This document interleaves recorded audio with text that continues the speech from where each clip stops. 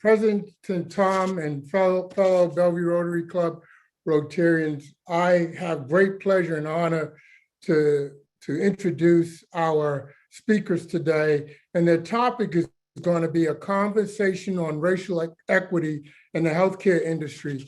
Mark Wright is a journalist and a television anchor with more than 3 decades of experience. He's currently lead primetime anchor for King 5 Television, Seattle's NBC affiliate. He brings with him years of experience in writing, research, and storytelling.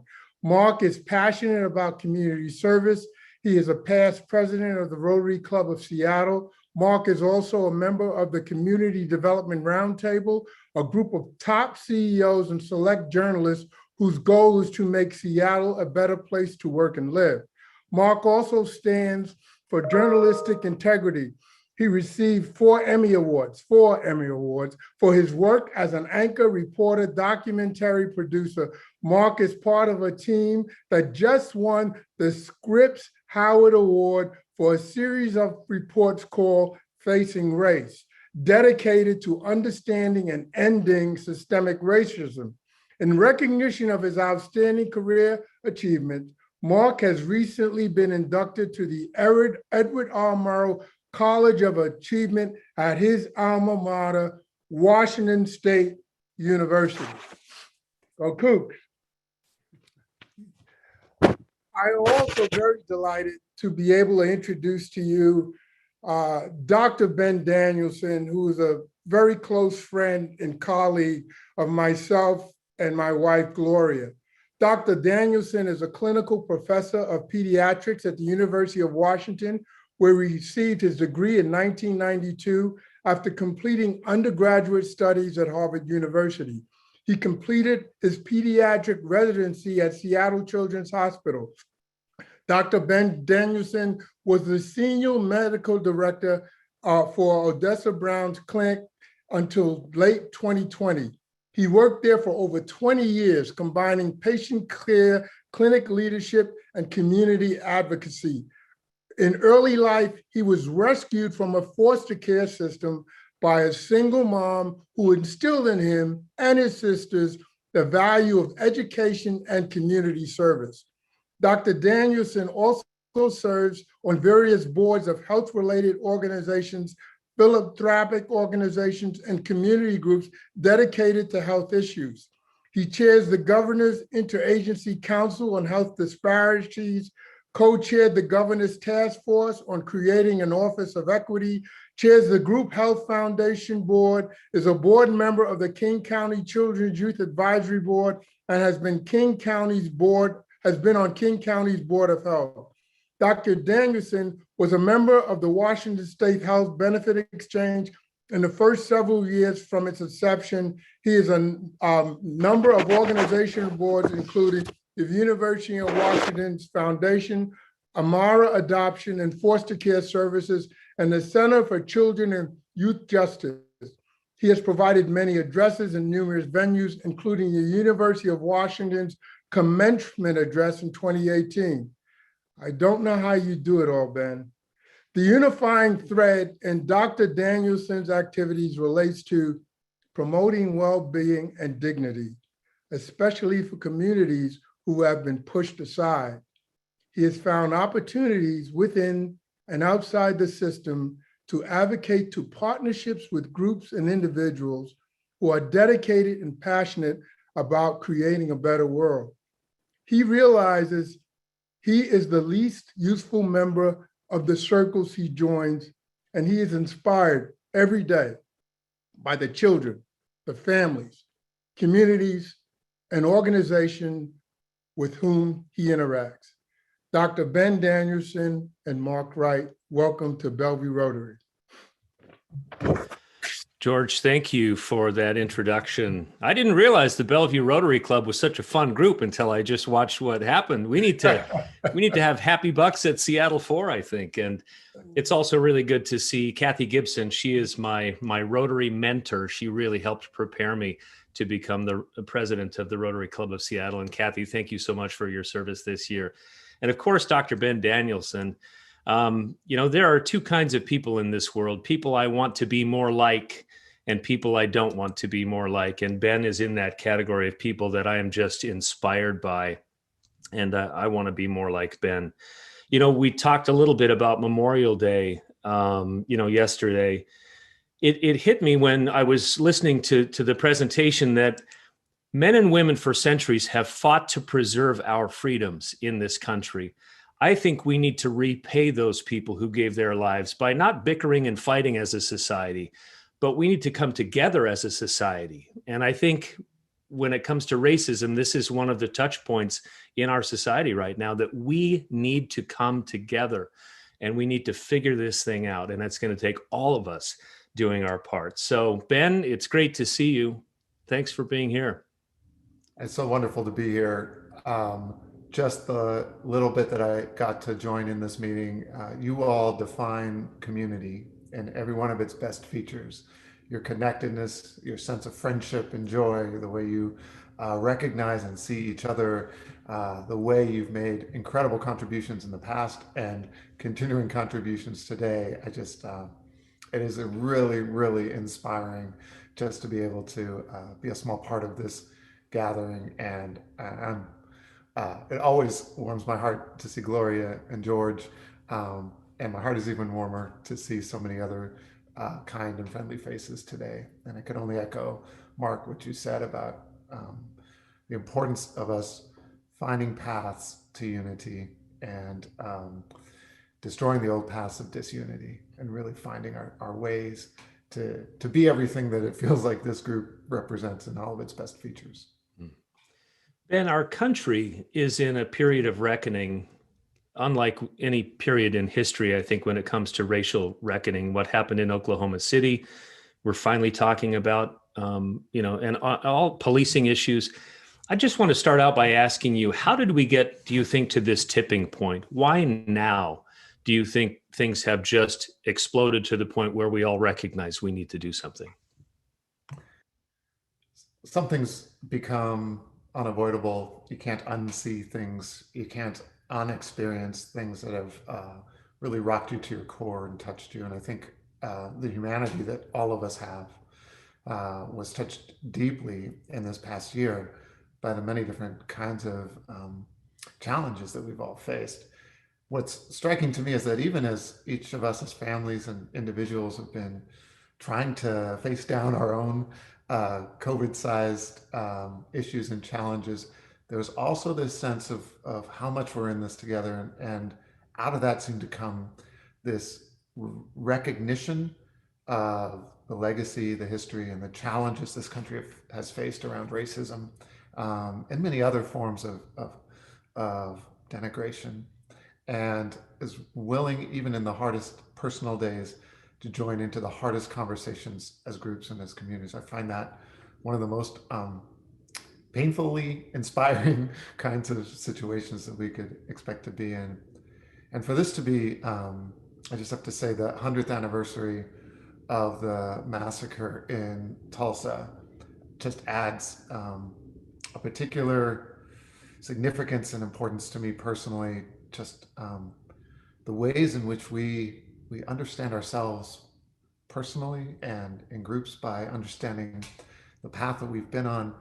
That's the way we make sure that the path we walk forward into is not a recreation of those past steps.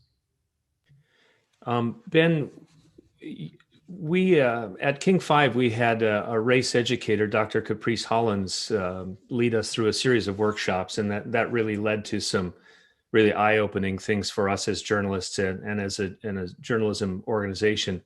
One of the things that she said, though, struck me, that she said one of the hardest groups to reach are liberal white people. And, when we talk about liberal white people, I think there are lots of liberal white people in Seattle.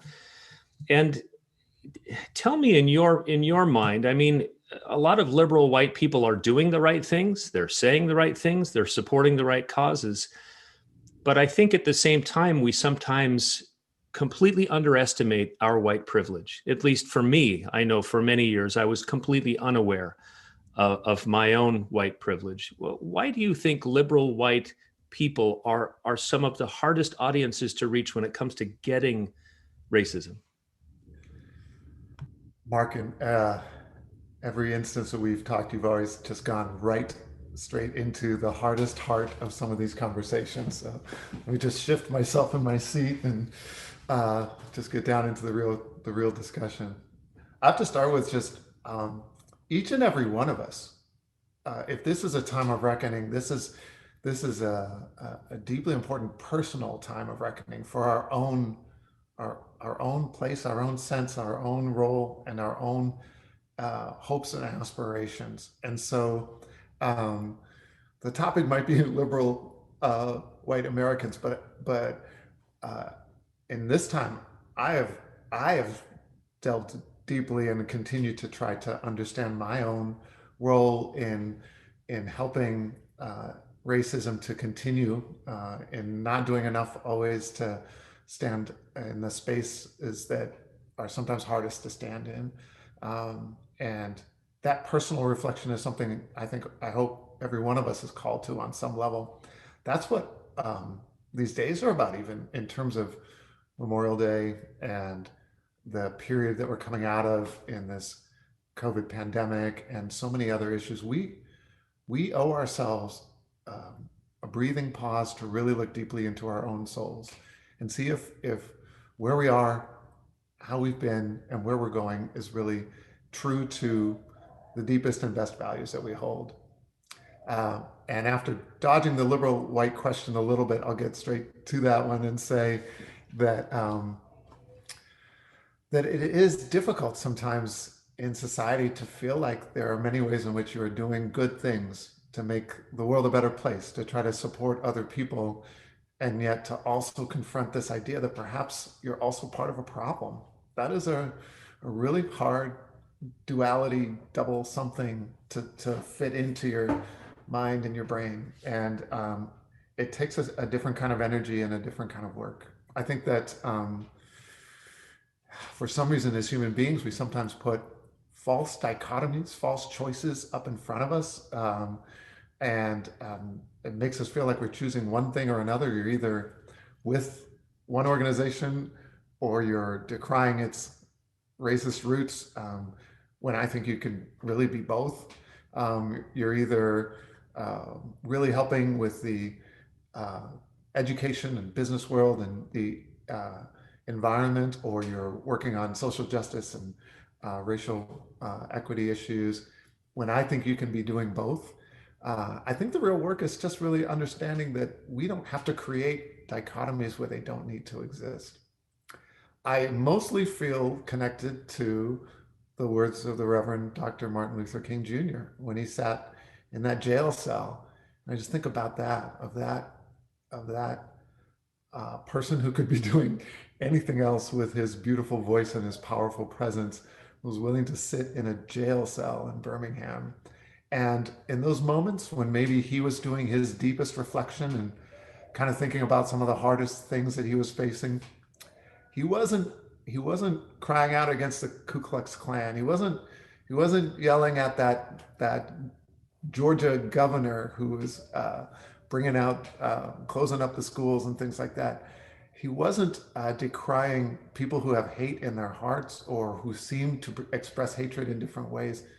His greatest frustration sitting in that jail cell were with what we would today probably call liberal whites, the people who have really good conscience, of really good intention, of really good hope, who are yet not active enough in doing the right thing. And perhaps he was both most frustrated with that group, but also maybe crying out with the deepest sense of desire and appeal and exhortation to that same group, because he knew what we all know here today, that the power of good, the power of people of good heart and good intention and good desire is so many magnitudes greater than the power of any little bit of hatred that could express itself these days. That he was appealing to that group because the power is so awesome, because the potential is so great, because when you're living true to your values and really stepping into your soul, I think you're moving in the world in a way that's so much different than the ways in which others limit themselves. I don't know. You hit me hard, Mark. I'm not sure if I'm getting to your question, but That was fantastic, Ben. I've had the privilege of working with an amazing woman, Joyce Taylor, African American woman, my co-anchor for 10 years now at King 5. And I've told her this on the air that I've learned more from her than I've learned from any other person in the world when it comes to racism. And it wasn't that she gave me lessons, it's just that we got to know each other. And I got to know the stories from her childhood, the stories, she and her family were on vacation and another part of the country, and they all got in the pool, and all the white kids got out of the pool, and she looked at her dad and she said, "Stay in the pool. We're swimming." And and fast forward to Dr. Hollins, Dr. Caprice Hollins, who really led our organization. She said all of us need to take this journey of understanding racism to our homes, to our places of work, to our social circles. And we started doing that on the air. And there was a moment on the air, this is early in the pandemic last year, when I broke down a little bit on the air because Joyce and I were talking about just all the craziness that was happening. And the conversation came to our boys. And I have never had to have the talk with my boys about what to do if they were ever pulled over by the police. Joyce has had to have multiple discussions. And that's something that white Americans don't realize, is that, we don't even have to have that discussion. Yet people of color, it's a constant dialogue with their children about how to stay safe when it comes to policing in America, when it comes to other things in America. Ben, how old were you when you remember someone in your family unit or community having that discussion with, this is the talk, Ben, and this is what you need to think about to stay safe? Ooh.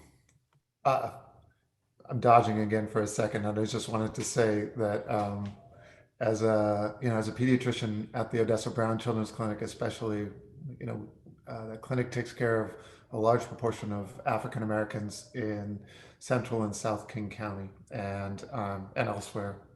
And the sad reality has been that if you're a young adult or an adolescent African American in this country, especially if you're male, getting shot by police is the 7th leading cause of death for that age group.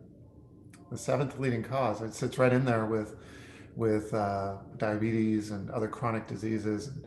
There's a moment I realized several years ago that if I'm going to spend time in checkups, even with pre-adolescents and adolescents, talking about safe swimming and safety in driving and in traffic and other aspects of safety in their lives, I had to also offer, again, what you call the talk.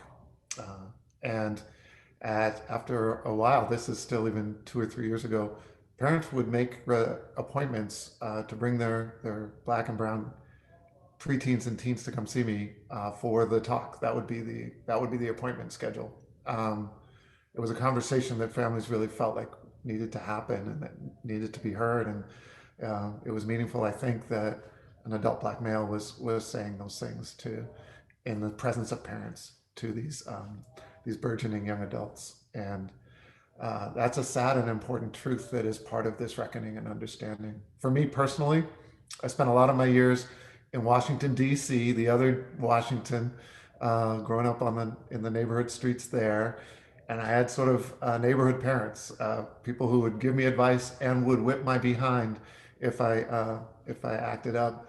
And I think I got 2 of the latter for every one of the former in proportion, but I needed it. And there were people who showed up for me in special ways. And I remember one of my sort of street moms, Big Mama Pearl, recognizing something even before I did, and what she sort of, in her own way, described as the moment, like the second, the second, not gradual, but sudden shift I made in the perception of people around me, from being kind of a cute Black kid to being a threatening young Black person.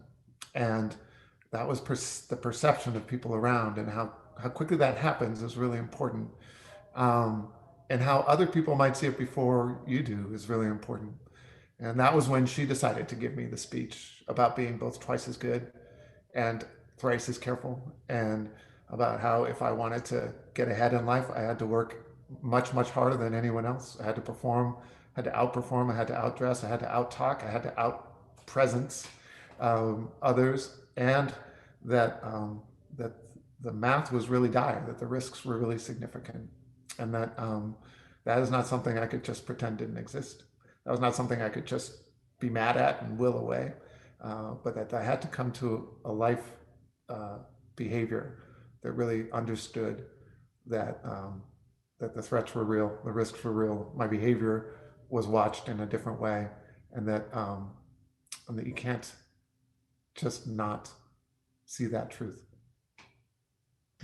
When you look at African Americans in this country, by every metric that you measure, whether it's family income or generational wealth, there's a lot of catching up to do. And a lot of that had to do with the way that our institutions were created and administered. When it comes to healthcare, Ben, you've lived healthcare for most of your adult life now and the delivery of it. Where are the biggest disparities right now, and how can we address them?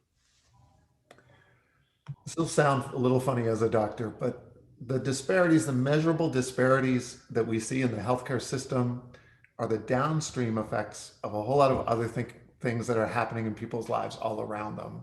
So it took me not too long to sort of figure out that the issues I saw in the healthcare setting were so often the compilation of issues that were happening everywhere else throughout somebody's lifespan. And so I know that in this country, that is an amazing place of opportunity, and where there's just so much beauty and wonder and humanity. It is all the more tragic that a Black woman who is pregnant has a higher chance of dying in childbirth, that regardless of her income. She could be the first lady or the greatest tennis player of all time. Her chance of dying in childbirth is higher than any other woman of any other race and of any other education or socioeconomics.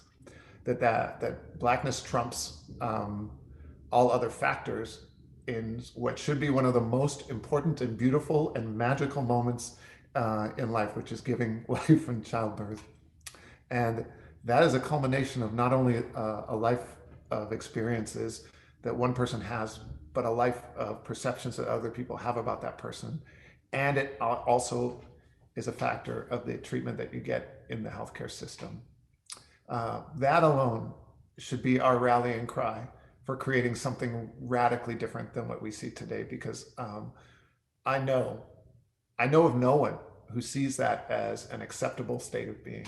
I know of no one who would say that that makes sense to them. I know of no one who would say that that is something that we should just figure out how to be okay with. That should be the rallying cry for all of us, to create a very, very different society, so that every experience before that moment of childbirth, every experience when that mom walks into a hospital, every moment should be one of promoting dignity and wonderment and beauty and celebration. And it should result in one more amazing young life that is going to come into this world and change it for the better and make all of us open our eyes wide and say, wow, what an amazing person. That's the way we should be arcing all of our healthcare and all of our social experiences. And yet, the sad truth is what I just said. I think it was you, Ben, that said there was a study actually done on kids of color who went to the ER for an appendicitis, right?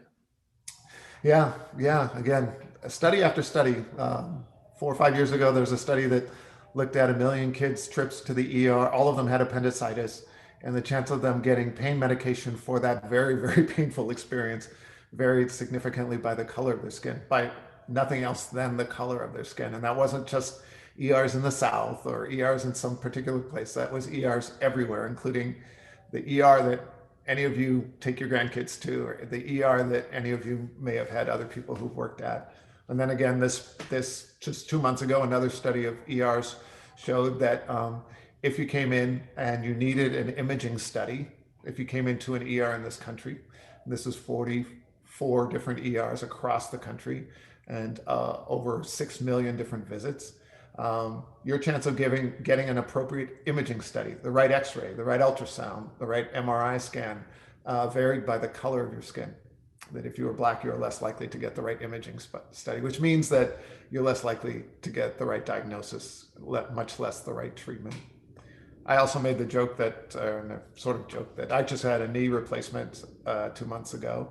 And the data there is also really real that as a black man, I was very fortunate to get a knee surgery, and a very successful one, because African-American males are 50% less likely to even be offered knee surgery like this, when their pain and their disability would say that it's the right thing to do. And the complication rates are higher, and the experience is often not as good. And I went to the very trustworthy and wonderful Dr. Lawrence Holland here in the Seattle area, and had a wonderful outcome. And I trusted him to do this surgery. And I felt very lucky that I was in a place where someone would offer it to me. The quality of life in those years of being able to ambulate, travel, and do the things that you want to do. It's not just about life or death, although that's important, but it's what you do with those years that is really, really important too, isn't it? And the opportunity to come from, hopefully from healthcare. So it covers the lifespan, from the birth of a child to ER experiences to treatment at any stage. And if you think about it, Ben, in each of those examples that you gave, we, society, are not seeing the humanity of those people of color. Isn't that at the heart of it? I think that's right. I think that is a deeper truth. And it's not this conscious space always. Those ERs are full of people who would never intend to treat someone poorly based on the color of their skin. And I think that's the space where, maybe even getting back to your first question about liberal whites, I forget which term you used, but so much of this is so deeply built into our systems, and has features in it that come from unconscious spaces that we go to, that it is not a moment of choice to harm somebody else, but it is a systematic process. And it is sometimes a moment of unnoticed bias that allows those things to happen. And it doesn't just happen every once in a while, it happens over and over again. We're all part of that. I am part of that system that does that, that perpetrates that. And the beginning of a reckoning has to start with a reflection that we're all part of that. But the next part of that reckoning has to say that, wow, that means we all have incredible power to change it. We all have power to change it. And we are all in that change together. That there is nothing that should create a boundary between any of us working together to realize the kind of space, the kind of community that, again, I was so moved by what I was watching and observing and smiling and clapping about in your meeting today. I want to make sure we have some time for questions, Ben, but finally, it's pretty well known. Oh, we need to wrap up. Okay.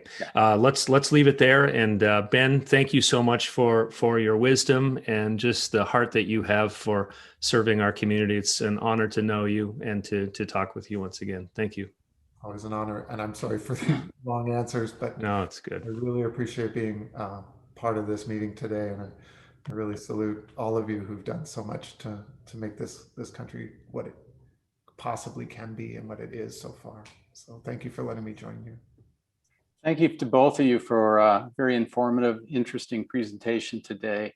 We ran a little long today, but if you wouldn't mind hanging online just after the meeting here, I'm sure there's going to be some additional questions coming your way. So I wanted to let you know that in honor of your presentation today, we're making a donation in your names to Harvest Against Hunger, which will provide 1,500 pounds of fresh produce to local food banks. So thank you again. Next week's program is Dr. Suzanne Griffin, Lessons of Love in Afghanistan. So it should be interesting. Thanks to Jeffrey Van Gogh and the Constructs facility here where we do our presentations weekly. And thank you all that joined us for this meeting today. This meeting is now adjourned.